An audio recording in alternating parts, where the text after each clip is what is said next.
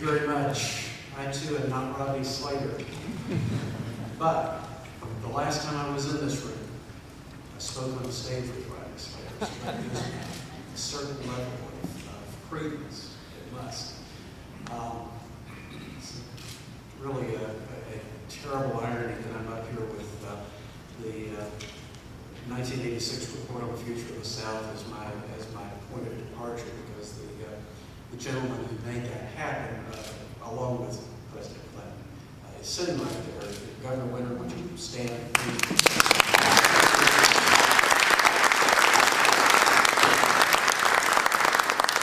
Whenever any governor anywhere in the United States leaves office, they should be forced to attend the William Winter School of Ex-Governors, because he's absolutely been the best ex-governor anybody's ever had. He's also a great governor.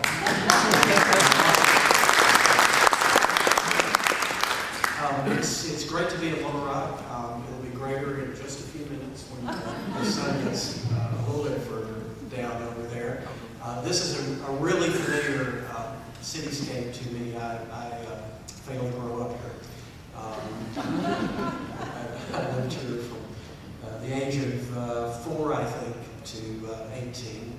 I'm an Arkansawier, as some of us are given to say. I was born in a real small town in northern Arkansas. My memory of Arkansas governors extends back to Sid McMath and Francis Cherry. For those of you, those names may mean something to. And I had the great good fortune of having a chance to work on some projects with President Clinton when he was governor of Arkansas, and I was running a research organization in Louisiana. And for the last 7 years at Southern Growth, I really had the great experience of working closely with Governor Huckabee, who served as chairman of our Southern Technology Council and chairman of Southern Growth. We had an annual meeting and conference in Hot Springs here, and he's really been a pleasure and a great leader for us during his terms as well.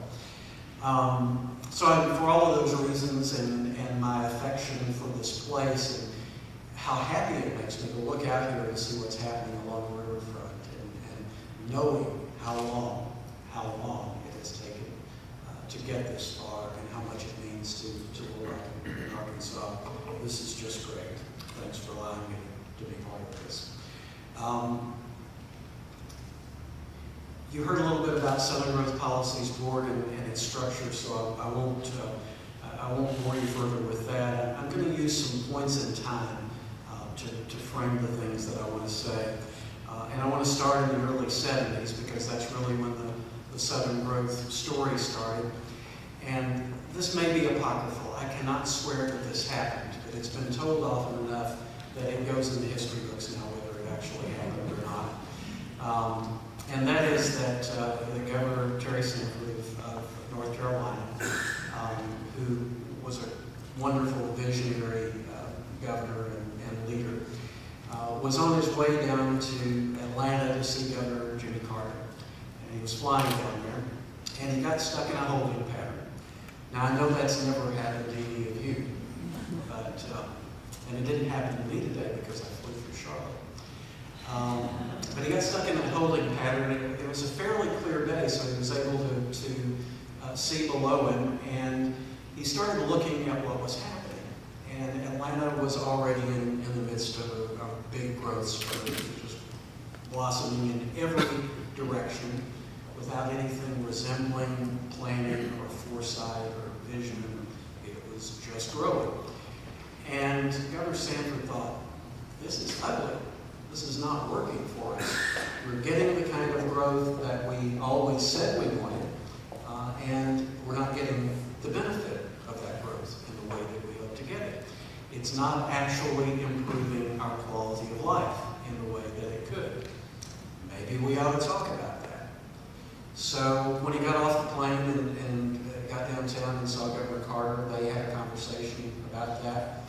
And they said, yeah, we ought to have an ongoing conversation on the future of the South. We need to get the other governors in this, but we've already got a governors association, so it needs to be broader than that. we need legislators, we need civic leaders. We need people who are not a formal part of the governmental process.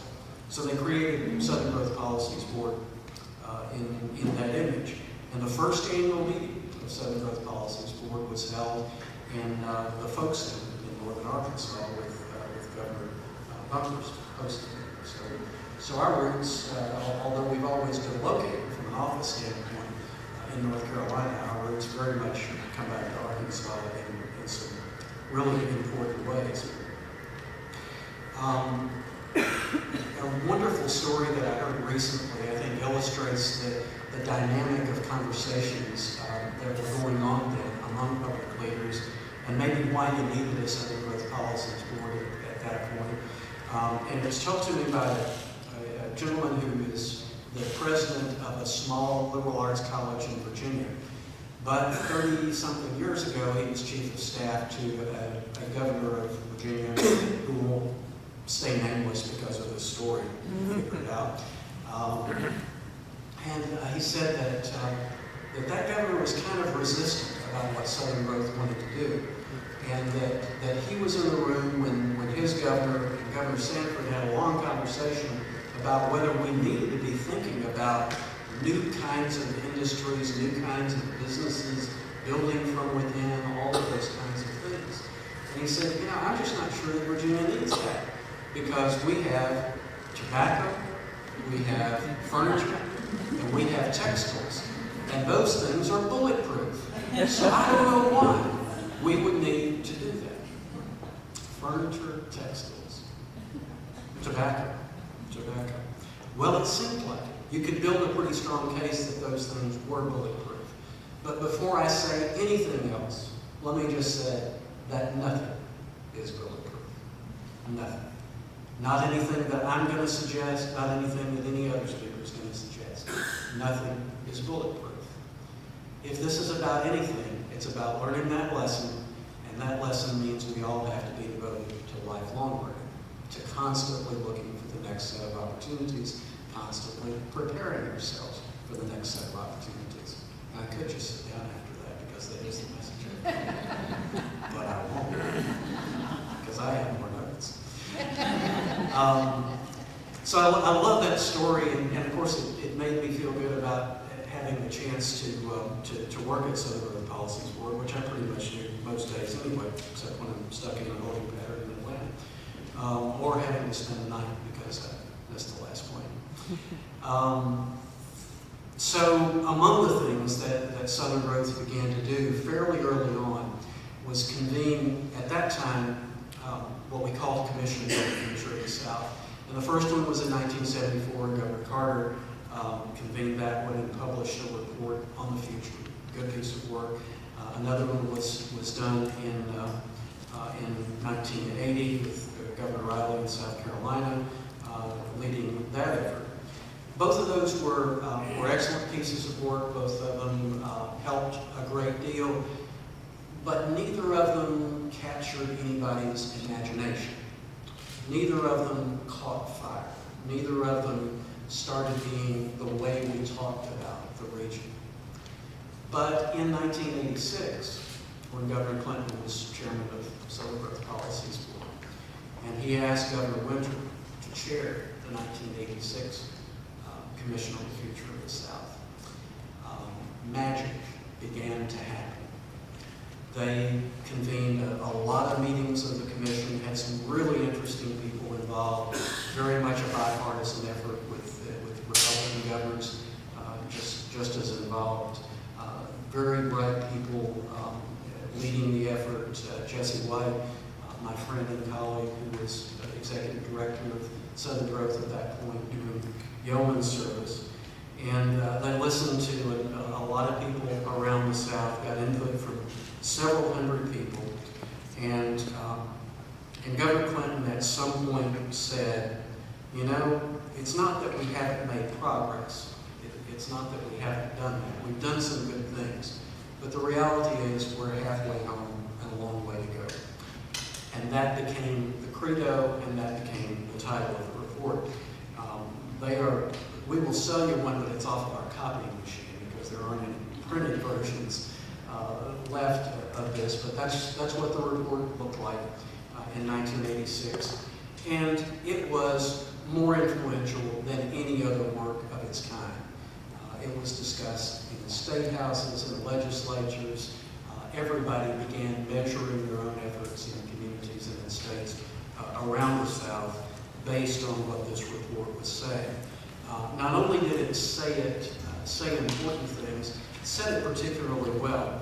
You had the articulate nature of the leaders, but the leaders also hired a Southern writer. They hired the wonderful Doris Betts to actually write the document. So instead of being in bureaucratese or governmentese, it is actually in the language of English, Southern English at that. So it reads particularly well.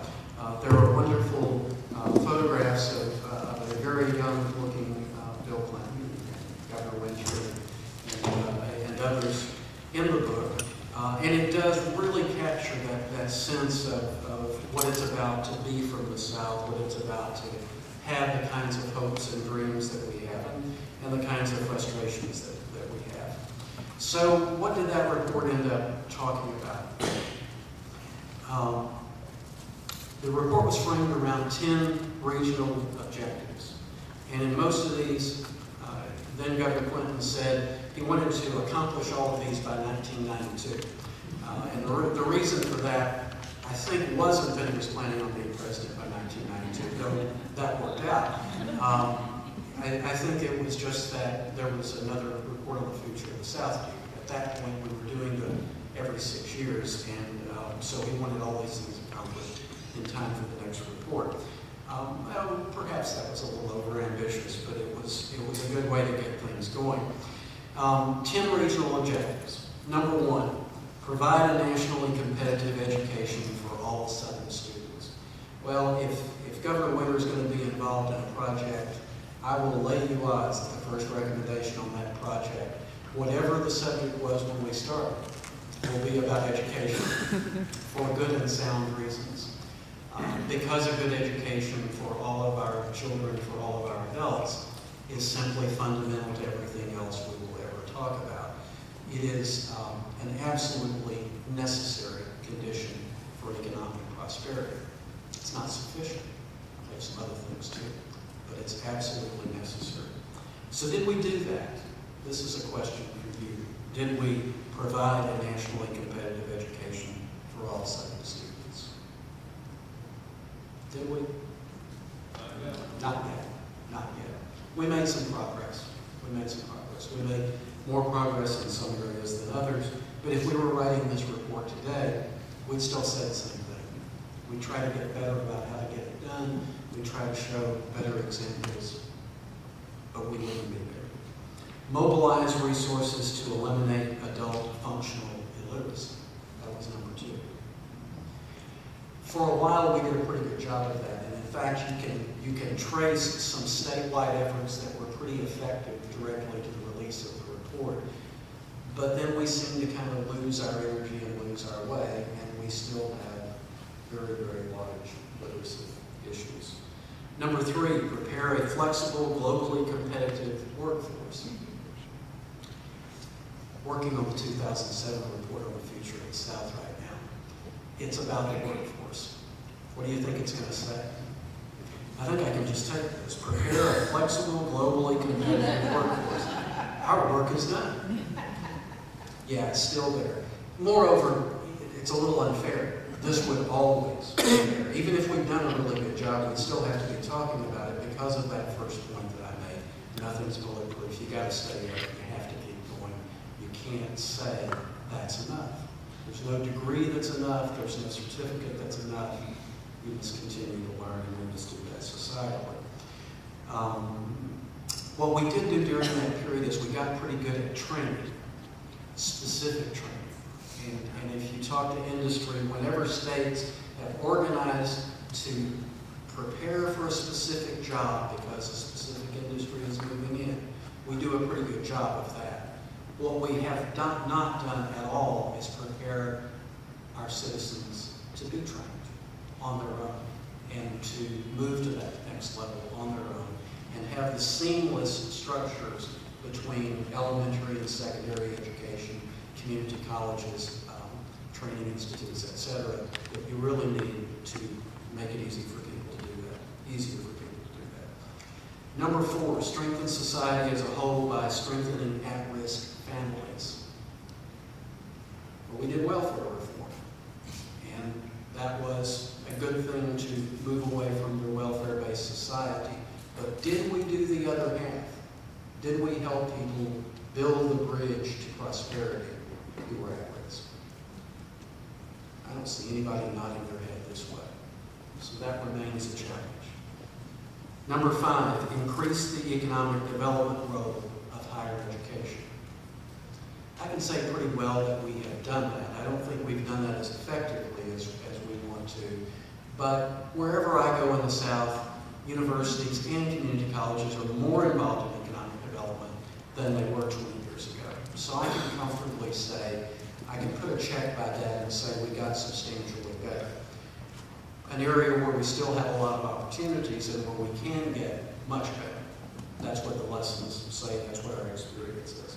Number 6, increase the South's capacity to generate and use technology. This one's a little bit of a sleeper.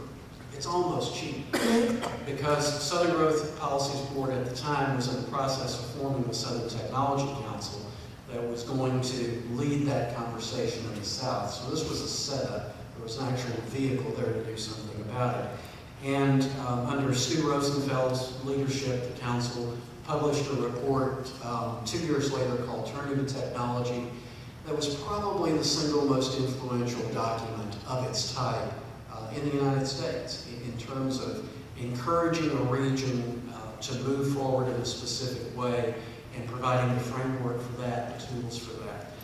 Every state in the South, in one way or another, adopted and acted on those recommendations. And I think it was more successful simply because there was a mechanism for that. We were a little bit, we actually had something we could go and do about that. Again, however, we're not as close as we need to be to the national averages. We perhaps didn't focus as much on the underlying innovation process, and we didn't convince as many people as we needed to convince. We sort of convinced those who were directly involved in the process. We didn't make it a part of the community conversation, part of the fabric of the community. Number 7, implement new economic development strategies aimed at homegrown business and industry. This is the Jesse White sleeper.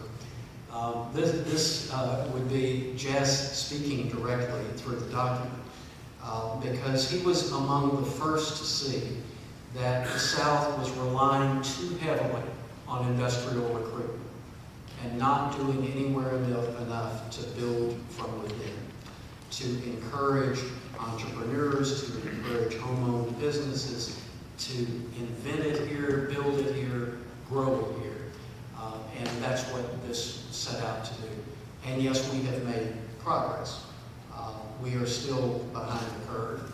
And that along with the innovation recommendation, and it showed up clearly, there was a recent survey by Business Week magazine of I think 3,000 industries worldwide, and they were asking for who are the most innovative companies in the world. Who are they? And of the top 25, only one of them is headquartered in the South. And that speaks way too much to our limitations and what we haven't accomplished, because so many of the large companies that we think of in the South are actually headquartered somewhere else. So the profits go elsewhere and the donations go elsewhere. And when there are layoffs, well, they occur where we are, because it's much easier to lay somebody off in a town that you don't live in. So what was that one company? Anybody want to guess? One Southern company in the top 25 innovative companies in the world. Dell. Not Dell. Walmart. Walmart because of everything it does that you don't see.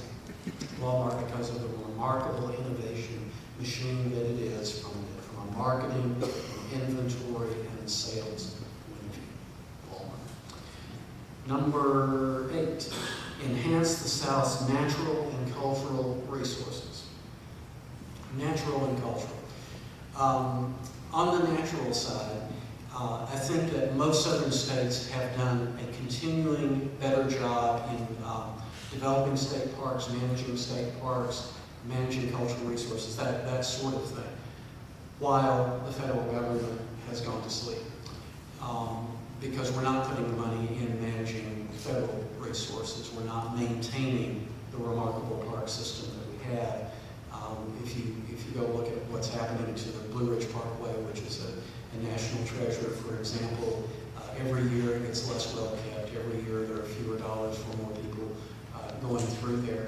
And that's true in national parks all over the country. So we're losing at one level, but I do think the states have done a much better job than the federal government in this area. And certainly states have become more aware of their cultural heritage over the last 20 years. Things like historic preservation are up, things like writing centers and poetry centers and museums at the community and state level. All of those things are places in which I think we have, in fact, progressed. Number 9, develop pragmatic leaders with global vision. At least from an organizational standpoint, I will say yes to this. And by organization, I mean that pretty much every state in the South and a lot of communities in the South have formal leadership programs now. And if you go back 20 years, that was, for the most part, not the case. Southern Rose did some follow-up work on it, published some additional work. People like the Pew Foundation and the Pew Trust and others were out there at the same time doing that.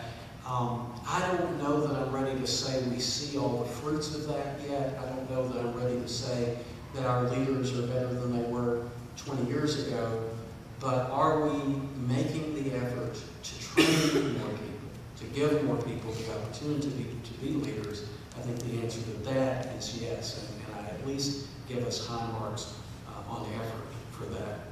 And number 10, improve the structure and performance of state and local governments. You know, it's so easy to pick on that. It is so easy to pick on it. But I was alive 20 years ago.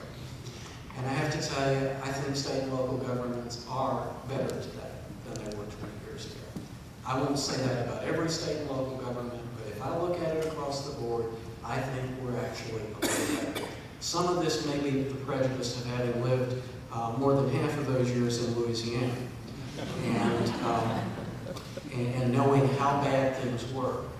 And they're just not that bad. Louisiana is just not as corrupt, not as inept as it was 20 years ago or 30 years ago. And I can say that about a lot of places. I think state and local government really have some things to be proud of. However, there's always that however. However, we have no meaningful conversation going about governmental structure. Absolutely none. We're perfectly satisfied to say that counties, which were created 100, 200 years ago when the transportation was completely different, are an appropriate size for a governmental organizational unit. And if you say anything about it, you're going to get strung up. You're not going to be treated kindly. It's hard to get that going in a dispassionate way. Governor Huckabee did a remarkable thing. He tried to do something about the size of school districts in Arkansas. He was not treated well. Those of you who were around here, it was a tough time for him. And he was able to get a little bit of a compromise, but you still have school districts that just make no sense in terms of size. So there's a whole series of conversations about structure of government that we need to grow up about. We need to be having some right-size conversations. And obviously, schools of government have to be very much in the lead on that. It is a proper place for a dispassionate conversation. So those were the things that came out of that. Among other things that happened,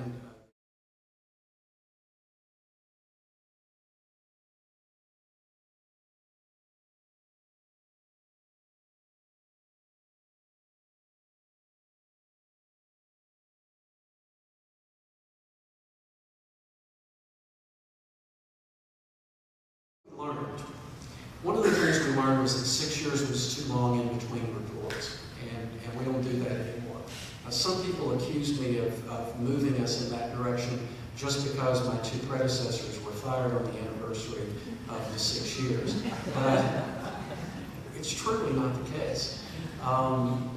We just found that 6 years was too long in between examining these things. So there was too much work to do. So for the past 6 years now, we've been doing it every year. And that's a very aggressive schedule, but we've been able to learn to listen. I think we went to school on what that commission accomplished, and we've put in some structures for getting more people engaged in the conversation. 2006 report, which I'll talk about in a minute, had over 4,000 co-authors. There were that many people who provided direct input to the report. We think we get better when we're listening more. So that was a lesson learned for us. I think that another lesson that if we were writing a similar report today, we would want to spend a lot more time talking about civic engagement and social capital in informal terms. I think that that's much more something we're much more aware of the critical need for. When we had our annual meeting in Arkansas, Robert Putnam came and spoke and just lit up the crowd talking about bowling alone and the implications for that, the implications for communities. And I think that that is now central to certainly to what we're about, what we think is important about the future of the South. We also learned, I think, that it's preposterous to talk about the future of the South and not have a future in the room. A lot of times in work that I've been guilty of, been party to, we're in a room talking about the future of the South and everybody looks like me. And I'm the wrong age to be leading a conversation about the future of the South, meaning the people who are actually going to be alive for the future of the South in that conversation. So we are working very hard at engaging more young people in our work. We've had 4 state youth forums around the subjects that we're working on, and we're hoping to make that a regular part of our work. We're hoping to actually bring some people between the ages of 18 and 22 onto the board in a decision-making, weight-bearing role, because we think that's important. Obviously, a lot of lessons learned about the creative economy, about the role that artists and artisans and writers and poets and other creative people can play in communities, not just from a quality of life standpoint, but from an economic standpoint. And if you look, for example, at what's happening in Western North Carolina with the arts and crafts trails there, everyone now recognizes that it's a weight-bearing part of the economy. And the people in the Chamber of Commerce talk to the long-haired hippie types who live out in the woods and make things. And this is a good thing. This is generating its own form of social capital. Certainly we continue to learn lessons about things like what we were calling industrial networks early on and later became known as clusters.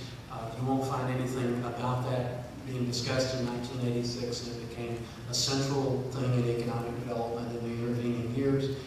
It's very important to how we think about the economy, and it leads to the next part of the conversation, which is about regionalism. We know that business clusters exist in definable economic regions, and that those don't happen to conform to state lines or city lines or county lines or any other form of governmental jurisdiction. They just form along trading areas, along labor markets. That's the way that works. So we've learned that the best way to organize to deliver economic development services is at the regional level. And that means most states in the South would be a part of several regions, and it means most states would have regions that bleed into other states. It calls for new forms of collaboration and new forms of behavior. And if you place that side by side with that other conversation earlier about governmental structure, it really gets interesting. Because if we're sure, and we are, that the region is the right unit to use for economic development, then don't we need to be having that conversation about what the right unit for education is, what the right unit for police is, what the right unit for levy boards is, et cetera, et cetera, et cetera. I think there's a whole movement of right-sizing government that needs pushing forward.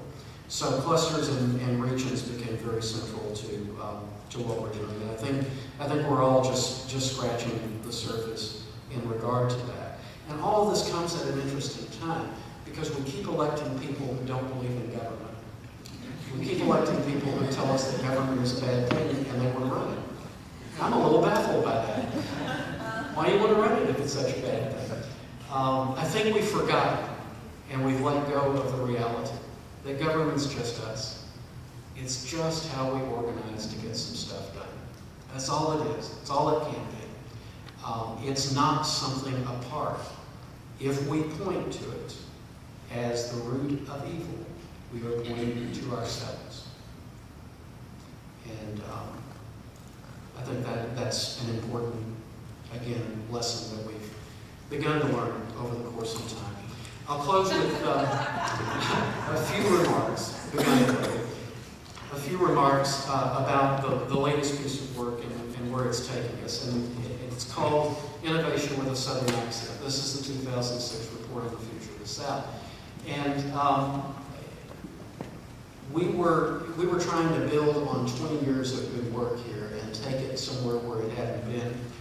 And all of this obviously occurs in the context of the knowledge economy. I told you we spent a lot of time listening. I was in one of those listening sessions in Alabama. A woman from Huntsville came up to me, engineering background, very bright lady. She said, I have a problem with this work on technology and this knowledge economy stuff that I need to tell you about. And I said, well, sure, what's that? She said, well, I got a Cadillac, and it's got this OnStar system, and I never used it because I carry a cell phone. I didn't have any reason to use the cell phone in the OnStar system, but I ran out of gas and my cell phone was out of battery. I had no way to communicate with anyone. So I decided I'd use that fancy OnStar thing, and I turned it on, and I tried to make a call, and I couldn't. Every time I told it what number I wanted to call, it told me I needed to start all over again. I spent 45 minutes on it, got very frustrated. So somebody finally came along, picked her up, took her home. And she said she got home, and she got out the manual, and she called the 800 number, and she complained to them about what had happened. And the woman from the call center said, well, what number were you dialing? And she said, 865. The woman said, wait, I know what the problem is. She said, what's the problem? She said, you don't know how to speak numbers.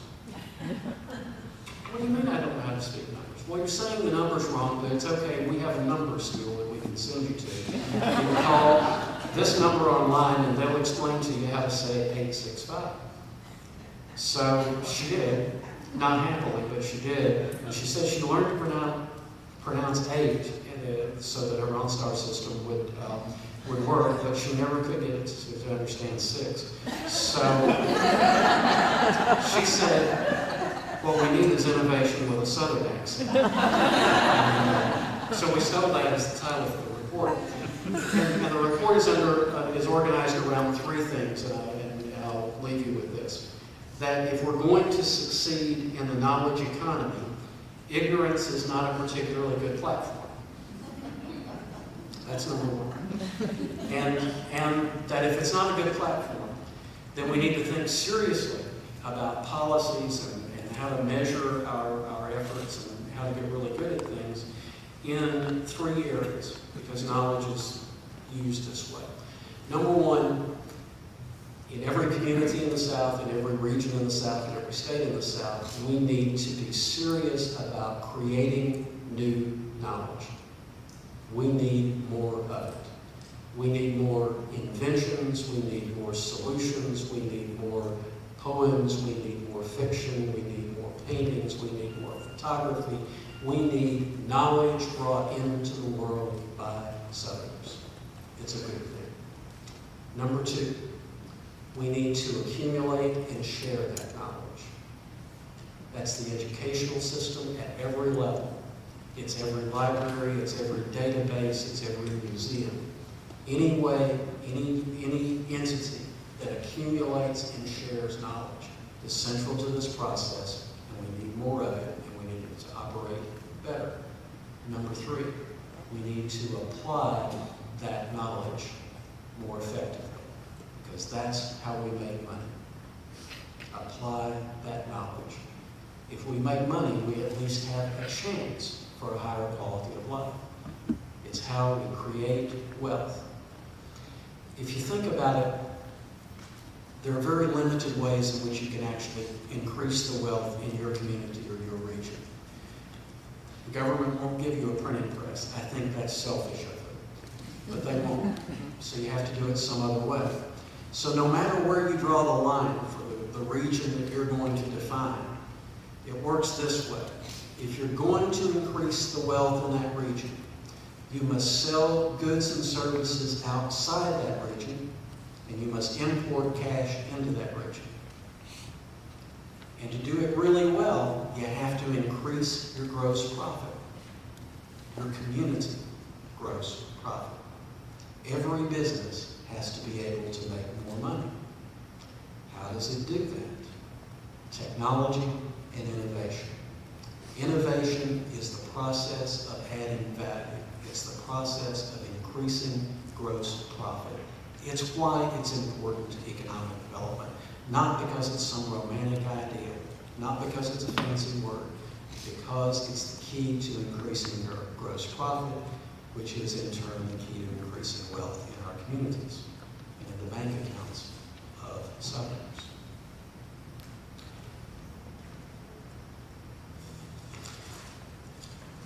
Ignorance is a bad platform.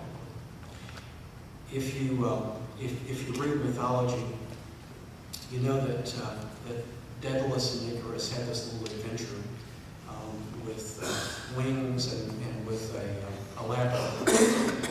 And in mythology, the labyrinth that you get stuck inside is always of your own creation. Always. Daedalus made the labyrinth. So he couldn't get out. So they made some wings to get out. Didn't work out for him. Our ignorance is our labyrinth. That's the one we're stuck in the South. It's always the barrier. It's knowledge that knocks it down. If we want to escape our own labyrinth, the labyrinth of our creation, we will escape it on wings of knowledge. During the same time period that Governor Winter and Governor Clinton and others were doing this magnificent work, just a little bit later, but 3 governors signed a compact in the middle of the Mississippi River on a barge to create a Delta initiative. Led to a lot of really good things happening in the Delta. Bill Clinton from Arkansas, Ray Mavis from Mississippi, Buddy Roemer from Louisiana. It became a really big event. Some of you were probably on that barge, I'm guessing. Looking around the room. Became a really central event, and it was a wonderful image of something important happening, something about collaborating across state lines. I want to suggest another ceremony. I have one that I want to see before I move on. Guy who wrote for the Atlanta Constitution in the 1880s coined the term New South. New South. You hear it in every speech that any governor gives, pretty much still. New South. What the New South represented was a deal that allowed northern industrialists to open branch plants in the South providing cheap, white, relatively ignorant labor for low-end jobs so that we would become industrial tenant farmers to the nation. And oh yeah, we got to impose Jim Crow laws so that our African-American citizens were relegated to second-class status for the next 100 years or so. Well, not quite that long, but a long time. That's the New South. So here's what I want. I want a funeral. I want to go to a funeral in which we bury the New South and give it the cold, dead monument that it deserves.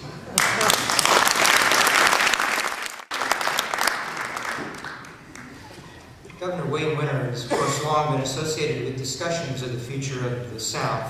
He was chairman of the Commission of the Future of the South that wrote that famous report we began with Jim Clinton's comments on Wednesday. For me, his career in life has always been an illustration of the idea that the present represents the intersection of the past and the future. He has a deep sense of Southern history. He's a former president of the Mississippi Historical Society. He's long been active in the Mississippi Department of Archives and History, and the new archives building is the William Winter Building. Yet always he has been in the forefront of social change in the South and especially Mississippi. His work with the Education Reform Act in the early 1980s was a landmark, really, in changing Southern education in general.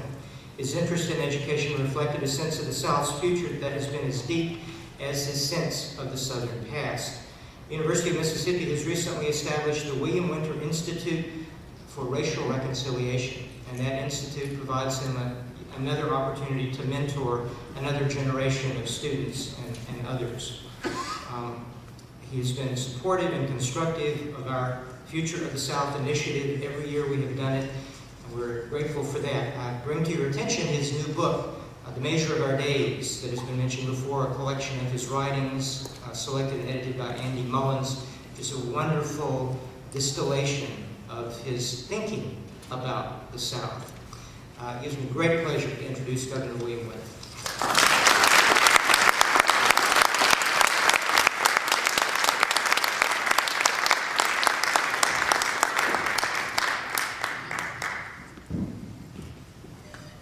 Thank you very much, Charles. Thank you for introducing me so graciously. Thank you for including me on this program. Let me thank you and your staff. Skip Rutherford, let me thank you and your great staff here at Clinton School for hosting this conference. I don't know about you, but I've learned a lot about this region in which I've spent my life. And I thank you for letting me be a part of it. Now, I take note of the fact that it's past 3:30 on Friday afternoon. And where I come from, that's getting close to quitting time. And I don't want to have the same thing happen to me here today that happened to me once in one of those long ago campaigns that I waged over in Mississippi when I was running for state treasurer. That was when people turned out for political rallies, and there was this huge rally up in Manatee in Itawamba County, 25 miles northeast of Tupelo. I was running late. I had a full day. It was a Saturday night. I got there late. 2,000 people there on the grounds of the high school. I dashed up to the master of ceremonies, and I said, "I'm William Winter. I'm running for state treasurer." Well, he couldn't have been less impressed with that information. He said, "I suppose you want to speak?" I said, "I sure do." He said, "Well, you can," he said, "we've had all the big candidates already." Said, "You can speak right after the supervisor candidates." And I said, "That's fine." He said, "Well, let me tell you something. Ain't nobody gonna stay here and listen to you." So when I got up to speak after the last supervisor candidate had spoken, I still have this image etched into my memory. All I saw were about 2,000, the backs of about 2,000 people as they made their way to their cars and pickup trucks. And the last thing I saw just before I sat down were the taillights of about 500 pickup trucks going over the hill. Well, I don't want you to do that to me this afternoon. So I'm going to say what I think you would most want me to say at this time. I'm not going to speak very long. I've been asked to talk about developing young leaders. I want to introduce two young leaders that I brought with me to this conference. I want Caroline and Grace Gillespie to stand up. They are my granddaughters.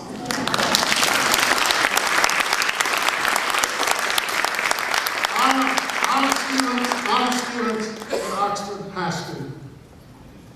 They represent, they and their brother, who is a member of the Honors College at Ole Miss, they typify, they exemplify they personify, as far as I'm concerned, the future leadership of our region and our country. And I thank them for being here. Developing young leaders. 4 things I want to say, and I will say it quickly. 4 things about the all-important process of developing young leaders. First, they must come from a broadly diverse background that is representative of an increasingly diverse society. There was a time, not too many years ago, when in many, if not most communities across the South, a handful of self-chosen white men would gather in a downtown office and make the decisions that affected the whole city. Those meetings almost never involved any young men and no women or minorities at all. This new leadership must increasingly include women who now form a vital and critical mass in business and the professions, and it must also come from the elements of our citizenry who by virtue of their race or ethnicity for too long were excluded, from African Americans, from Asian Americans, from Hispanics, from Native Americans, who now are recognized for their ability and their vision in a country which needs their contributions. The second thing I would say is that those of us, this older generation, who've been around for a long time, must do more to ensure that the society that we would pass on to these young leaders is one which they will want to inherit. Because we have let money and the orchestration and influence that it brings, the ideologically driven win at any cost mentality, drive our politics and cause many people to regard our own government as our enemy, we find many of the best and brightest among these young people turned off by the cynicism that infects so much of politics today. So before we can appeal to the idealism of a young generation, we must do more to restore some of the idealism that went into the founding of our country in the first place, and which we are in danger of losing. We must remind ourselves, even as we appeal to these young leaders, that we still live under a social contract that was written into the Declaration of Independence, wherein we pledge to each other our lives, our fortunes, and our sacred honor. We must honor that contract if we expect to inspire another generation to accept it. Thirdly, we must see to it that these young leaders have a clear understanding of where we have come from and who we are as a people and how we got to where we are. There's not enough of this kind of teaching and learning going on.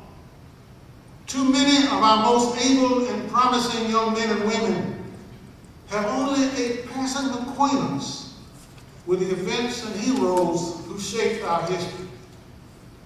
This lack of emphasis on civic learning and historical background can be a fatal flaw in the capacity of these future leaders to lead. Without a knowledge of what has transpired before, they may well fall into the trap of repeating the old mistakes and ignoring the lessons that earlier generations paid so dearly to acquire. And finally, they must clearly understand, these new young leaders, they must clearly understand that public and civic leadership is never an easy road to travel. There are a lot of stresses and strains these days. It is easy for us to get split up over issues about which many people feel deeply. There are full-time practitioners in politics and in the media, and even in some church groups, who fan the flames of emotion and discord. We must not let ourselves succumb to the tendency to demonize those who see things through different eyes, based usually on different life experiences. Sometimes we have to walk in somebody else's shoes for a while to understand where they're coming from. My perspective is that the best way to overcome these stresses is through sharing experiences, through working with others, through recognizing that we are all in this together, and that the elements that we have in common are so much greater than the things that divide us. By working with other people who may be different from us, the old barriers and the old stereotypes begin to fade away. The greatest threat to our future as a nation does not lie so much in the streets of Baghdad as it does in the streets of our own small towns and great cities. If we become a country divided by race and class, where the gap between the rich and poor continues to widen, we shall pay a huge penalty in the quality of our lives and the stability of our society. A democratic society cannot leave these problems to be solved by blind chance or individual impulse.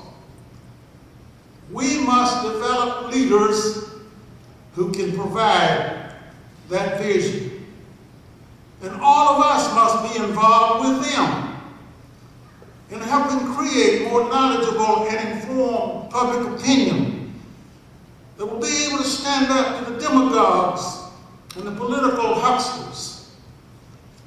It is a sad commentary on our so-called enlightened society when the inane and preposterous opinions expressed on talk radio appear to have more acceptance among many people than the thoughtful voices of reason and compassion.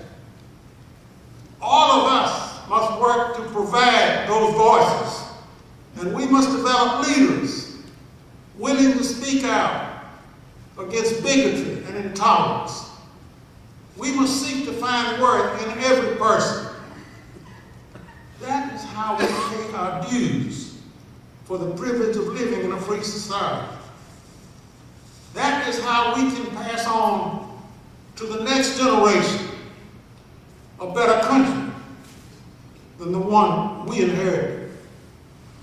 And that is how, in the words of that old 1986 report, we can finally get all the way home. Thank you very much.